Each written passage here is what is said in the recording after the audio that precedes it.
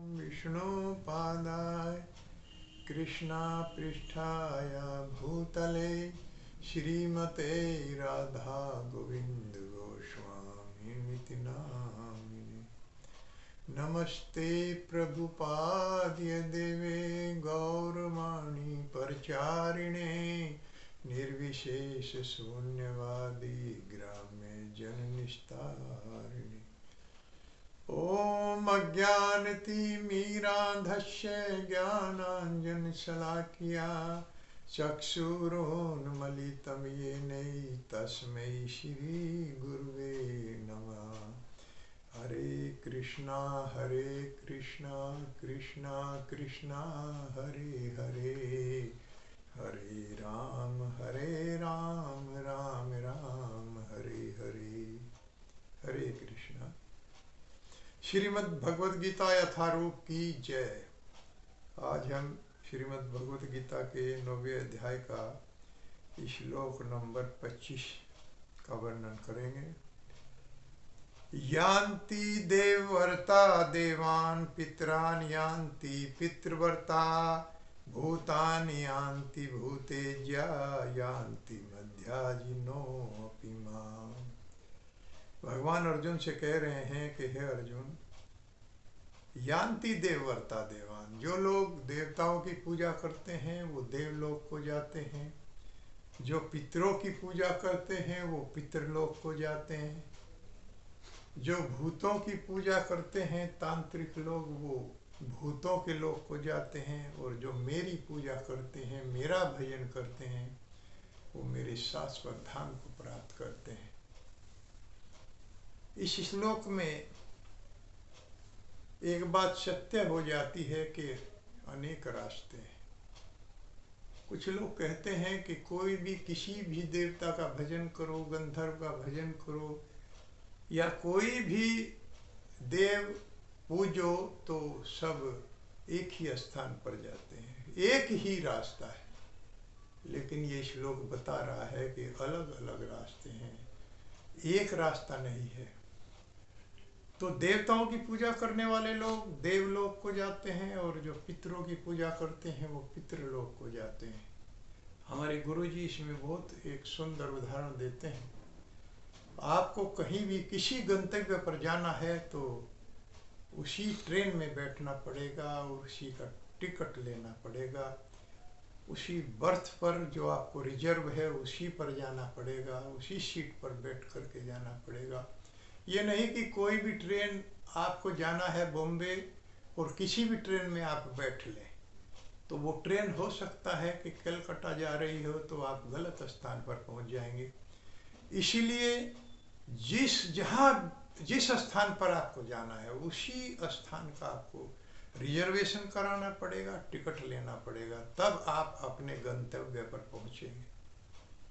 लेकिन ये कहना कि हम किसी भी ट्रेन में बैठकर अपने गंतव्य पर चला जाएंगे तो ये ठीक नहीं है। इसीलिए अलग अलग रास्ते हैं, और ये कहना कि किसी का भी भजन कर लो और सब गंतव्य एक ही है तो गलत रास्ते पर हम चले जाते हैं।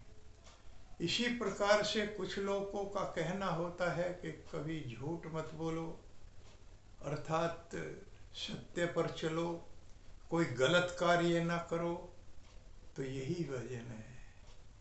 तो ये भजन कैसे हो सकता है? इसको प्रभुपाद जी कहते हैं कि द हॉनेस्ट थीफ, एक ईमानदार चोर, अर्थात एक चोर चोरी करता है और उसके बाद में 4 चोर मिलकर चोरी किया और बाद में कहते हैं कि ईमानदारी से माल का बंटवारा होगा, जो हमने लूट किया है उसका ईमानदारी से बंटवारा होगा। क्या ये बात ठीक है? एक जुआरी पैसा चुरा करके जुआ खेलता है और कहता है कि मैंने इतना पैसा ईमानदारी से लगाया, तो क्या ये उचित है?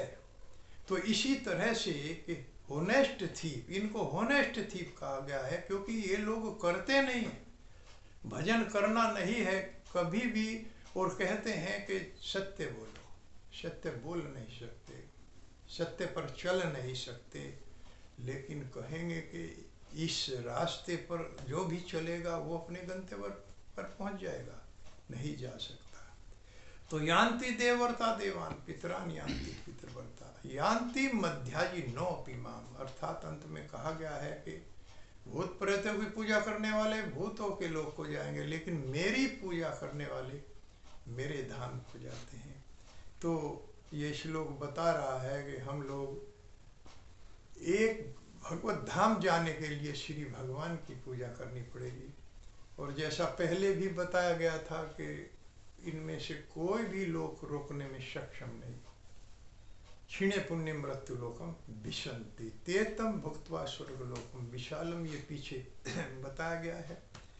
तो इन लोकों से फिर नीचे आना पड़ता है, नीचे आकर के फिर कर्म करना पड़ता है, कर्म के अनुसार फिर हमको अपना गंतव्य प्राप्त करना पड़ता है, फिर नीचे आना पड़ता है। अर्थात यही जन्म मृत्यु के चक्र में जीव भटकता रहता है। अर्थात एक बार में ही, जैसे एक ही झटके में लिफ्ट के द्वारा टॉप फ्लोर पर हम पहुंच सकते हैं, इसी तरह से भगवान की भक्ति भजन करके हम अपने गंतव्य को, जो कि गोलोक धाम में प्रविष्टि है, उसे प्राप्त कर सकते हैं। और शिला प्रभुपाद जी ने तो कहा है कि अगर हम 3 कार्य कर लें, पहला कार्य है कि 4 नियमों का पालन। 4 नियम जो बताए गए हैं, परस्त्री गमन नहीं करना है, शराब नहीं पीना है, धूम्रपान नहीं करना है, मांसाहार नहीं करना है, इस प्रकार से जुआ आदि नहीं खेलना है। ये 4 प्रकार के जो नियम हैं, इनका कड़ाई से पालन करना है। भगवान को अर्पण करके ही प्रसाद ग्रहण करना है और भगवान के नाम की 16 माला का जप करना है। हरे कृष्णा कृष्णा कृष्णा हरे हरे, हरे राम राम राम हरे हरे। तो बैक टू गॉड हेड जीव भगवत धाम में प्रविष्टि पा जाएगा, जिससे बार बार और फिर नीचे नहीं आएगा।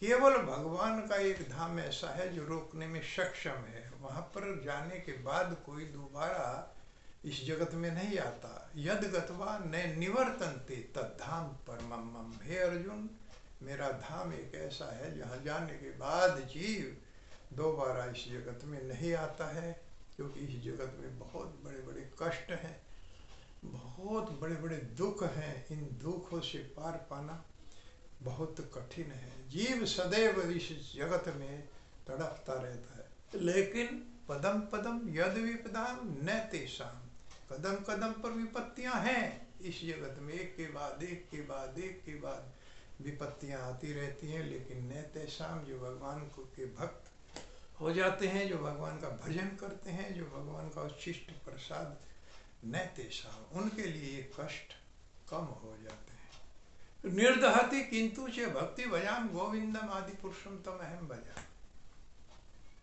भगवान की भक्ति में इतनी शक्ति है कि जीव के पाप कर्मों को जला करके राख कर देती है। अर्थात जीव कृष्णा भावना भावित हो जाता है, तो कष्टों की परवाह वो नहीं करता है।